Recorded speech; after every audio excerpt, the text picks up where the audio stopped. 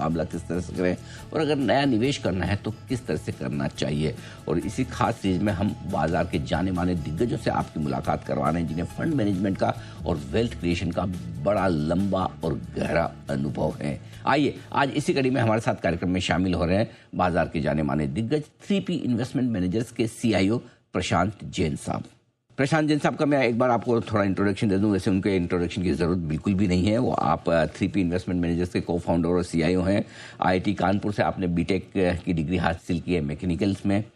1991 में आपने IIM बेंगलुरु से भी post graduation diploma in management किया, यानी कि इंजीनियरिंग और मैनेजमेंट दोनों बड़ी डिग्री आपके पास में है। 1991 से आपने SBI के साथ फंड मैनेजमेंट के करियर की शुरुआत की थी, SBI म्यूचुअल फंड से। और सबसे बड़ी बात है 2004 से 2022 तक एक बड़ी लंबी इनिंग खेली उन्होंने CIO के तौर पर HDFC म्यूचुअल फंड में, और 28 साल तक स्कीम्स मैनेज करने का वर्ल्ड रिकॉर्ड बनाया। किसी एक सिंगल स्कीम को मैनेज करने का वो जैन साहब के पास है। 1 लाख करोड़ से ज़्यादा इक्विटी इन्वेस्टमेंट एसेट्स मैनेज करने का सबसे पहले हिंदुस्तान में जो काम किया है वो प्रशांत जैन साहब ने किया। अब तो खैर बहुत सारे फंड्स हो गए जिनके पास लाखों करोड़ है, लेकिन सबसे पहले 1 लाख करोड़ से ज़्यादा इक्विटी मैनेज करने का अनुभव रखा है जैन साहब ने। सर बहुत बहुत स्वागत है आपका, धन्यवाद हमें समय देने के लिए, और बहुत नमस्कार आपको। आज आपसे बजाय इसके कि बाजार का मूड माहौल क्या है, ये सब तो चलता रहेगा, आपका इतने सालों का जो लंबा गहरा अनुभव है मैं आज वो जानना चाहता हूँ। आपने 1990 के आसपास जब अपने करियर की शुरुआत की, तब से लेकर अब तक सर बाजार में कई बार बड़ी तेजी के माहौल देखे हैं, बड़ी मंदी का समय भी बिताया है। सबसे बड़ी बात ये कि as a fund manager, as a CIO, आप इस तरह के मुश्किल माहौल में कैसे शांत और संयम से रह पाते हैं? कैसे आपको डर नहीं लगता, या लगता है तो उसको कैसे नियंत्रण में करते हैं, ये सबसे पहले समझाएं। तो अनिल जी, ये बहुत अच्छा प्रश्न आपने किया और मुझे बुलाने के लिए धन्यवाद। Thank you sir.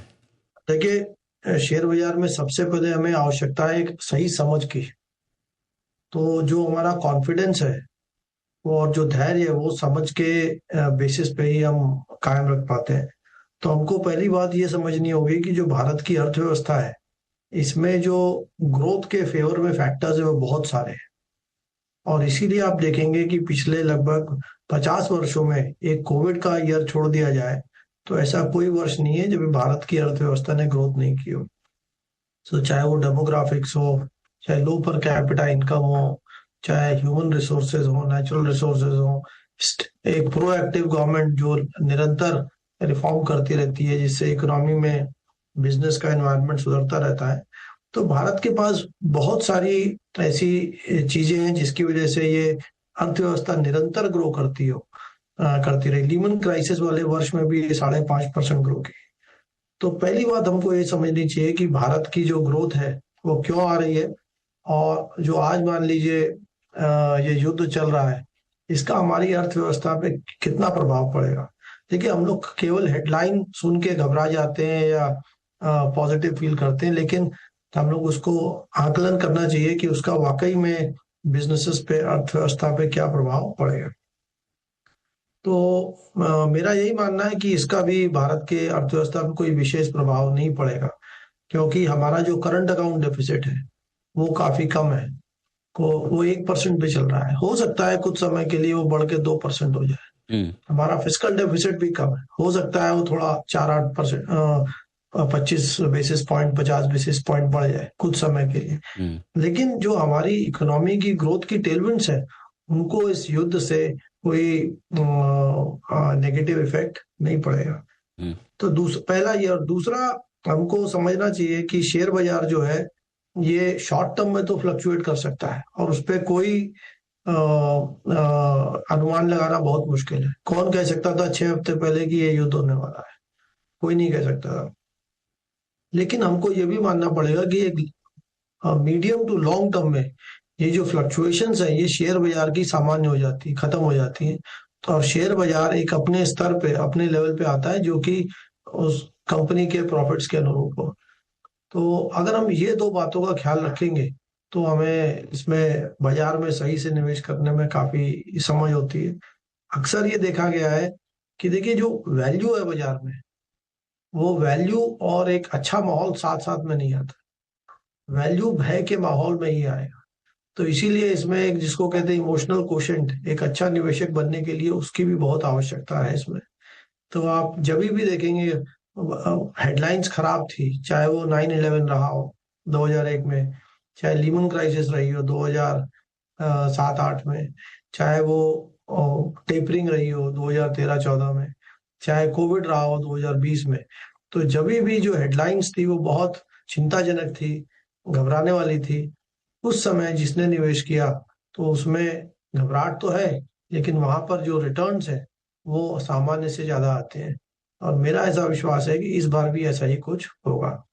बहुत बढ़िया, आपने अच्छे तरीके से समझाया भी कि ग्रोथ और देश की इकोनॉमी पर और देश की ग्रोथ पर किस तरह का असर पड़ता है वो देखना समझना जरूरी है। सर, बात एकदम सही भी है, पता भी है 1-2 तिमाहियों शायद माहौल मुश्किल भरा रहे, थोड़ा बहुत आपने जैसा कहा भी कि करंट अकाउंट डेफिसिट या फिजिकल डेफिसिट थोड़े समय के लिए बढ़ जाए, लेकिन डर ये रहता है कि पता नहीं कि युद्ध कितना चलेगा, कितना लंबा चलेगा, मार्केट गिरेंगे तो कितना गिरेंगे, कहाँ रुकेंगे, रिकवर होंगे कब और कब रिकवरी शुरू होगी, कहाँ तक होगी। तो वो जो एक डर रहता है कि कहीं और तो नहीं गिर जाएगा, अभी बेच दूं फिर मैं बाद में ले लूंगा, नहीं तो कम से कम मुझे और गिरावट नहीं देखनी पड़ेगी। तो भले कॉन्फिडेंस है इकोनॉमी पे, पता है कि हम सबसे तेज दौड़ने वाली अर्थव्यवस्था है, तो ये जो एक कश्मकश है और जो डर है, इसको कैसे निकालें? नहीं अनिल जी, इसको तो एक सोच के समझ के और अपने हमारे दिमाग को हमारे मन पे हावी होना होगा, तभी हो सकता है। इसीलिए बफेट जी ने कहा है कि stock markets are more about emotional quotient and less about intelligent quotient. तो ये तो इसकी वास्तविकता है। लेकिन मैं आपको एक अच्छा उदाहरण दे सकता हूँ कि जब हम लोग के देश में जब सोना घटता है तो किसी को लेने में घबराहट नहीं होती है। तो ऐसा क्यों? क्योंकि हमारे अंदर ये एक विश्वास है कि एक लंबे समय में सोने का भाव ऊपर ही जाएगा। करेक्ट। वो सही भी हो सकता है, गलत भी हो सकता है, वो एक अलग बात है, लेकिन विश्वास है। तो जब अगर सोने का दाम घटता है तो अधिकांश लोग सोना और खरीदेंगे, क्योंकि उनको लगता है अपॉर्चुनिटी है। तो वही सोच, वही विश्वास हमको स्टॉक मार्केट में भी लेना चाहिए। और वो विश्वास पैदा करने के लिए हम एक नहीं, दो नहीं, 40-50 वर्षों का जो इकोनॉमी की प्रोग्रेस है, जो शेयर बाजार का जो मूवमेंट है, उसकी हम हिस्ट्री पढ़ेंगे तो हमको ये अनुमान होगा कि इसमें भी हम अगर कॉन्फिडेंस रखेंगे, सस्ते मिलेंगे, तो हमें निवेश पे रिटर्न अधिक आएगा। लेकिन इसमें निरंतर प्रयास की, लंबा सोचने की, और हमको अपने को ये तैयार करना होगा कि शेयर बाजार में 10-15% की गिरावट वो कभी भी आ सकती है। तो चाहे वो इंडेक्स, जब मैंने करियर शुरू किया तो 2000 का था सेंसेक्स, तो 2000 पे भी 15-20% घटता था, 10,000 पे भी, 20,000 पे भी, और 80,000 पे भी आज वही हो रहा है। तो इसमें 10-15% की गिरावट बहुत ही सामान्य गिरावट है। और कभी बहुत खराब समय आए तो कुछ समय के लिए थोड़ा ज्यादा भी घट सकता है। बात सही है। अच्छा सर, अब आपने एक चीज तो की कि इकोनॉमी को किस तरह से देखें, अब आइए सर सेक्टर्स को कैसे देखें। क्या कई सारे सेक्टर्स ऐसे हैं जो पता है आकर्षक है, बढ़िया कर रही कंपनियां, लेकिन इस तरह के माहौल में तेज गिरावट होती है, और स्पेशली जो ज़्यादा अच्छे होते हैं वो ज़्यादा बढ़े हुए भी होते हैं, वहां जब तेज गिरावट होती है तो क्या करें, किस तरह से उसे संभालें? देखिए, इसमें कंपनी अच्छा कर रही है, सेक्टर अच्छा कर रहा है, ये अपनी अपनी सोच है। इस पे मतलब जब भी कोई शेयर का सौदा होता है तो एक बायर है और एक सेलर है। हर शेयर के सौदे पे same company, same sector, same time, same price पे जब तक दो लोग एकदम अलग नहीं सोचेंगे तब तक सौदा नहीं होगा। तो पहली बात तो ये है कि हमारी सोच सही है कि जो बिजनेस, आई मीन, कुछ बिजनेस वाकई में अच्छे हैं और कुछ हमको लगते हैं अच्छे हैं, तो वो हमारी एक समझ, तजुर्बे, रिसर्च के साथ हम पैदा कर सकते हैं। और दूसरी बात यह है कि जो आप निवेश कर रहे हैं, कंपनी भले ही बहुत अच्छा कर रही हो, लेकिन उसका दाम ठीक है कि नहीं। तो हम लोग हमेशा कहते हैं कि हम लोग की स्ट्रेटेजी यही है कि कंपनी भी अच्छी होनी चाहिए और दाम भी बहुत अधिक नहीं होना चाहिए। जो भी उस कंपनी के फंडामेंटल्स है उसके अनुसार आपका वो दाम होना चाहिए। जैसे आप 5 वर्ष पहले देखिए, जो कुछ भारत के लीडिंग प्राइवेट बैंक्स थे और आज भी हैं, उनका भाव 5-5 साल में नहीं बढ़ा है। तो बैंक खराब नहीं थे, बिल्कुल भी तब भी अच्छे थे, आज भी उतने ही अच्छे हैं। लेकिन उनका जो प्राइस टू बुक था वो 4 टाइम 5 टाइम पे था, तो आज वो 1.5 2 टाइम पे आ गया।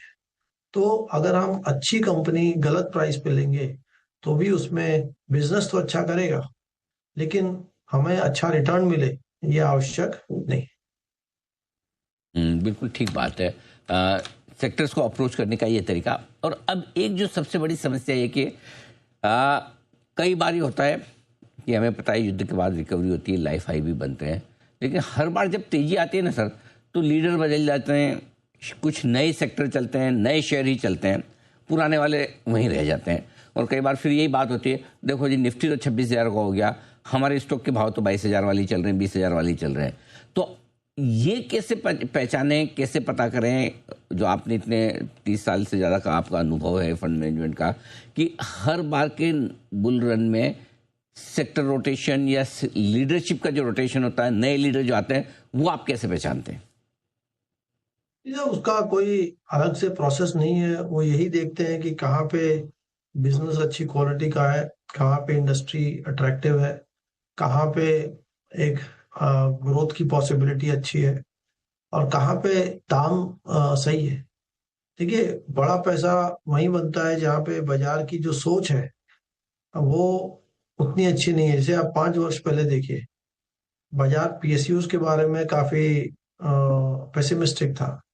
वो बिजनेस अच्छे थे, वो दाम बहुत ही सस्ते थे, तो इसीलिए वहां पे एक बड़ा पैसा बना। इस बाजार में मेरे हिसाब से, यद्यपि हमारा जो वैल्यूएशन है वो फेयर वैल्यू के थोड़ा नीचे है, लेकिन इस बाजार में डीप अंडर वैल्यूएशन कहीं नहीं। और स्मॉल मिड कैप मेरे हिसाब से अभी भी महंगे हैं। एक उसमें से 10 में से एक कंपनी अच्छा कर सकती है, बट कैटेगरी के लिए देखें तो मुझे लगता है आज भी वो महंगे हैं। तो लार्ज कैप्स में अब एक अच्छा वैल्यू आ गया है, और पिछले कुछ वर्षों में पहली बार ऐसा महसूस कर रहा हूं मैं कि यहाँ पे थोड़ा पी बढ़ने की अब जगह क्रिएट हो गई है। तो इसमें एक सामान्य से मेरे को लगता है थोड़ा ज्यादा पैसा बनेगा लार्ज कैप्स में, लेकिन कोई ऐसा सेक्टर नहीं अभी प्रतीत हो रहा है जहाँ पे कि एक बहुत बड़े अननेचुरल मूव की जगह हो। ये इंटरेस्टिंग चीज़ है कि इस मुश्किल माहौल में आपको देखना है कि बिजनेस की क्वालिटी अगर अच्छी है और लॉन्ग टर्म में वो बिजनेसेस मजबूत रहेंगे, तो फिर उसी के हिसाब से लीडरशिप बदलती हुई दिखेगी। अब आइए सर, नया पैसा लगाने की राय।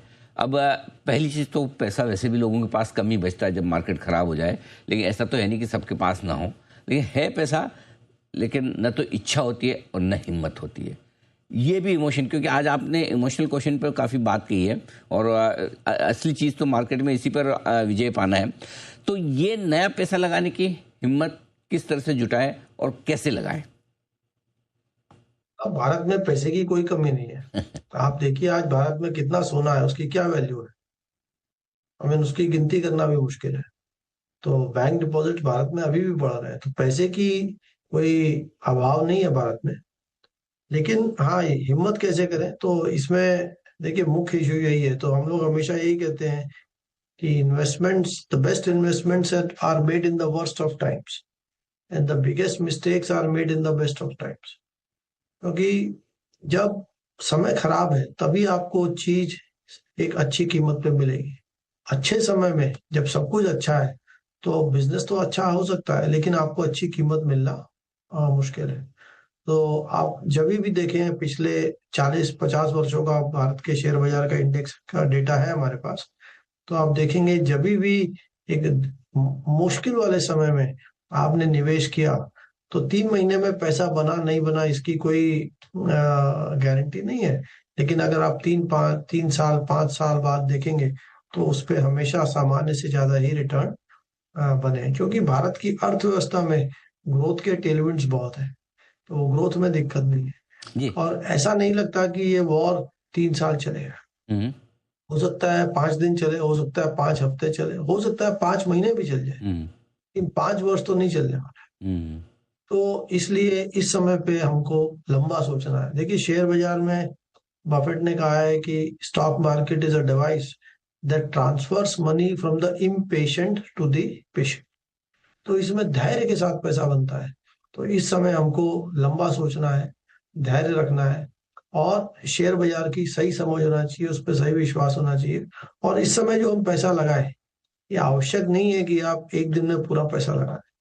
अगर आपको अगले 3 महीने में 100 रुपए लगाने हैं, तो आप उसको 2 हफ्ता, 3 हफ्ता, 4 हफ्ता, 6 हफ्ता में पार्ट्स पार्ट्स में लगाइए। लेकिन मुझे ऐसा लगता है कि इस बाजार में हम अच्छी कंपनीज में या इंडेक्स में निवेश करेंगे over few weeks, few months, तो उस पर कुछ वर्षों में एक अच्छा रिटर्न आने की पूरी संभावना है। बिल्कुल ठीक बात है। टुकड़ों टुकड़ों में और धीमे धीमे पैसा लगाने की स्ट्रेटजी आपके लिए सही होगी। और एक बहुत अच्छी चीज़ आपने कही कि सबसे ज़्यादा गलतियां तेज़ी के मार्केट में होती है और आसानी से आपको जब शेयर अच्छे मिल रहे हो भाव में तब लेने की हिम्मत नहीं हो पाती। एक और चीज़ जो आमतौर पर बड़ी गलती हो जाती है वो ये कि कई बार ये होता है कि इस तरह के गिरते मार्केट में सपोज किसी ने 3 साल 5 साल पहले पैसे लगाए, तो कुछ शेयर ऐसे होंगे या कुछ म्यूचुअल फंड स्कीम उनकी ऐसी है अभी भी जो मुनाफे में है।